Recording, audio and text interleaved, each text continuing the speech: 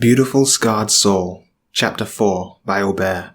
Bum crumbles to his knees, and winces at the pressure of not only his wounded bones but the intensity of the atmosphere weighing heavy on his shoulders. Yet he still crawls to Sangwoo, depleted in energy and fumbling over, unexpectant to the warmth of Sangwoo's hand welcoming him and easing Bum into his lap. Sangwoo's nose remains buried against the juncture of Bum's neck, inhaling each scent of saccharine that still lingered on his skin, allowing for his outer layer of paranoia to melt away and allow for Bum to touch him like this, to cradle his head against him and whisper out soft lullabies. God, Sangwoo wanted this to end. He wanted nothing but the void of emotion he knew he was capable of. He wanted the black and dark hues to eat away at each layer of muscle on his body and chew through his marrow. Sangwoo doesn't want Bum to see this, but it was bound to happen from the very first moment Sangwoo decided it was alright to keep Bum as company. Knowing that this is his own fault, he accepts his fate, and eases against the nimble fingers carding through his hair. And he's so grateful, so very grateful that Bum's shirt is soaking up whatever dares stray past the barrier of his lashes. There's a vile comfort in knowing that Bum is still by his side during his weakness. It leaves a pit of warmth in the center of his abdomen, like a hymn that couldn't be unsaid. But when he sees Bum peer down at him, with blotchy, flushed cheeks and a skittish smile splayed across his chapped lips, Sangwoo is so disgusted with himself for enjoying it. He's appalled with the way he moves, arms wrapping tight around Bum's waist and easing him into his lap, before pressing a soft kiss to the smaller male's lips. He hates the way they so seamlessly mold together. He hates how warm Bum's skin was against him. He hates every part of Bum's jutting out bones and the way they dig into his body when Bum arcs his spine and winds slender arms around his neck. He hates it, and yet there's nothing he wants to do more than to let himself be embraced like this again and again and again. Sangwoo adjusts the blanket between them, the only barrier between his bare skin and Bum's body.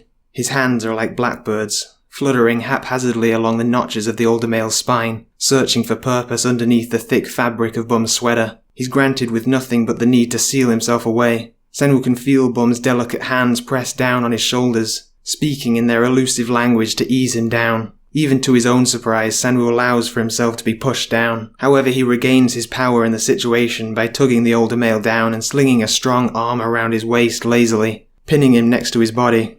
Stay with me forever.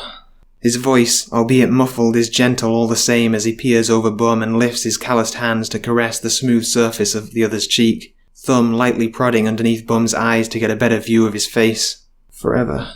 Bum echoes, reluctant and flinching ever so slightly at the rough calluses so effortlessly gliding across his cheeks. Bum preens blissfully, heart swelling at the close proximity of the ardency of Sangwoo's trust, one that was not so easily earned. Bum himself was still unsure on his words, indecisive on such a long-term promise that he knew Sangwoo would take more seriously than his hobby, and that thought alone was troubling, that Sangwoo could potentially treasure Bum more than his own life.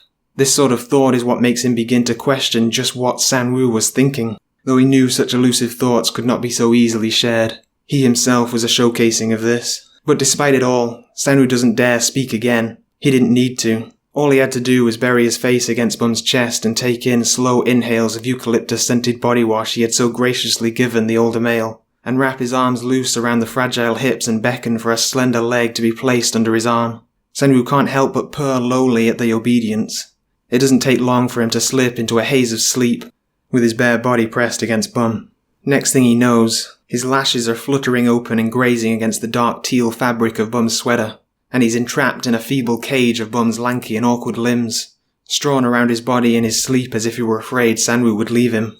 Something about the warm sensation of Bum's warmth made his chest tighten up and his stomach knot with glee. Sangwoo trails a ghosting touch along the side of the other male's torso, only pausing to rest on his cheek. He shifts forward to press butterfly-like kisses on Bum's face, a coy grin curling on the edges of his lips as he watches the older male's nose scrunch up and his lips part in a soft giggle. Sangwoo never knew Bum was ticklish, part of that knowledge he wanted to give back, because it only made him grin wider and nuzzle under the other's jaw tentatively, whispering sweet nothings into his skin that he knew would never be heard. It was almost endearing to Sangwoo how Bum's first words were a soft, breathless, "Oh, Sangwoo," and he can feel delicate hands curl into the bare flesh of his shoulder blades. He hadn't dreamed, and parts of him began to ache in deep yearning for the parts of himself he knew, because he would rather have familiarity over the strange new developments with Bum. At least they were exciting and unexpected developments. They lazed in the late afternoon and into the night, nothing more than a few conversing whispers and the occasional small joke seeping like honey from Sangwoo's tongue. Bum didn't laugh, but that didn't hurt, because he could feel those delicate shoulders tremble, and then the warmth of Bum's breath on his neck as he snuggled closer. Neither of them feel inclined to get up until there's an uncomfortable rumble in Bum's stomach. He beckons Bum to eat as he dresses himself, oddly uncomfortable in his bare state despite the unspeakable things he had done and daydreamed of. Sangwoo, albeit reluctantly, stalks out of the room and watches Bum forlornly prod at the melting chocolate. Sangwoo's heart went with it.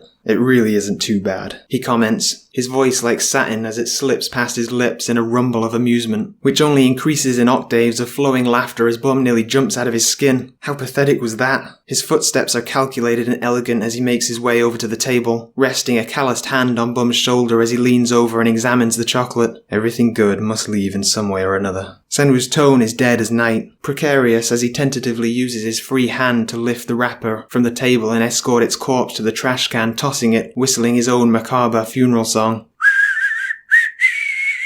"I promise I'll get you something that won't melt next time, yeah?" "Yes." Bum responds softly, his brows knitted and his lips unfolded in a frown. There was something that Sangwoo saw in that crestfallen look that made his chest ache and stir against his ribs. And before he has time to inquire, Bum is speaking again. "But does that mean you'll hurt me again?" There it was, the million-dollar question. He himself had been wondering the same thing, but when it was coming from Bum's mouth it was irreversibly unforgivable. Only it was himself he couldn't forgive. The anger welling up in his chest as he remembers his mother giving his father the same forlorn look, asking that same dreadful question. Sangwoo can feel his blood congeal into magma and light his skin aflame. He hates the way it makes his cheeks flush and his ears burn with embarrassment, but there's nothing he can do. Nothing he can do but sever the link between Bum and his mother in his head. What a strong bond it was, though, and he knew it was the very same bond that was keeping him from taking Bum as someone he didn't know, and accepting that a dear person's blood was speckled on his hands. He knew this, he did, but no matter how hard he tried, he was going to have to accept the consequences. His consequences were Bum. Perhaps that's what he was. A vengeful angel here to claim retribution for the death of his mum, the woman he so dearly favoured. That in itself was an enigma. How great could she have been if she fell in love with his father? How soft could she have been if she was willing to let him suffer for years? The thought churns his stomach, and he hardly notices that his hand is moving up to cover his mouth and that his legs are guiding his trembling body to the sink until there's acid in his throat, and whatever might have been in his stomach was emptied into the sink, his hand only just being pulled away. He doesn't recognise Bum's voice calling out to him anymore, and Sangwoo can feel nothing but the compression of blood being released into his veins in unforgiving tidal waves, until it's the only thing he can hear. Then his dreams are swelling back up in his stomach, as if it were a parasite festering just under the skin and ready to rip apart his organs and swallow him whole. His hands fruitlessly press against the countertop, and the muscles of his diaphragm strain terribly with each surge of sickness. Maybe this was his body's way of rejecting the parasite. Was it going to come out of his mouth and coat the sink in its grotesque, lanky limbs?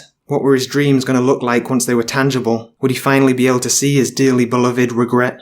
No. Of course he couldn't. Bum was at his feet, and he hadn't even realised he was trembling until he could feel the other male's shivering touch against his sleeve. Sangwoo sinks to the ground, and before he can even open his arms, Bum is pressed against him and sobbing pathetically against the thick fabric covering his broad chest. Sangwoo can't help but chuckle at such an absolutely pathetic reaction. It wasn't as if Bum was the one vomiting, was it? He reaches his hand out and cups the older's cheek, guiding his attention until their gazes meet. Sangwoo's eyes were nothing but forgiving, and he lifts his hand to wipe at his mouth and soon presses his forehead against Bum's. Surely he owed him an answer. I don't know. I don't know if I'll hurt you again, Bum. But trust me when I say I wouldn't do anything to you that you didn't deserve. And it was true. Everything he had done to Bum was justified in his head, and this was just him guiding the other to the light. He was guiding him to prosperity, to nirvana, where they could both be happy without hurt. Bum only buries his face against Sangwoo's chest, and chokes out another sob. Please be healthy. You can hurt me if it means you'll be healthy. He mumbles weakly, and rubs his tear-stained cheeks against Sangwoo's sweater. Those words hurt. They hurt more than they should have, and Sangwoo was almost pissed with how it made him want to strangle Bum all over again so he could never hurt him like that again. But he didn't, and he couldn't have forced him to even if he had wanted to. But there was something he didn't understand. Why did those words hurt so much?